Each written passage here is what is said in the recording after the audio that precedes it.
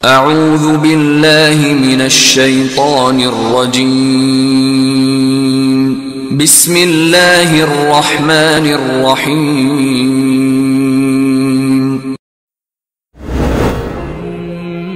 حضرت ابو درداء رضی اللہ تعالی عنہ سے مروی ہے کہ جب ان کی وفات کا وقت آیا تو انہوں نے کہا، میں تمہیں ایک حدیث سناتا ہوں جو میں نے رسول پاک صلی اللہ علیہ وآلہ وسلم سے سنی ہے۔ آپ فرما رہے تھے کہ اللہ کی عبادت اس طرح کرو جیسے تم اسے دیکھ رہے ہو، اور اگر تم اسے نہیں دیکھ رہے تو وہ تو تمہیں دیکھ ہی رہا ہے۔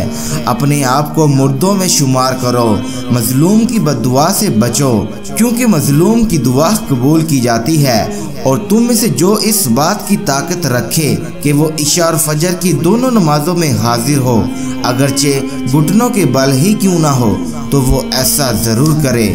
حضرت ابو ہریرہ رضی اللہ تعالیٰ عنہ سے مرفوعاً مروی ہے کہ میری امت میں 4 کام جاہلیت سے تعلق رکھتے ہیں، لوگ انہیں کبھی بھی نہیں چھوڑیں گے۔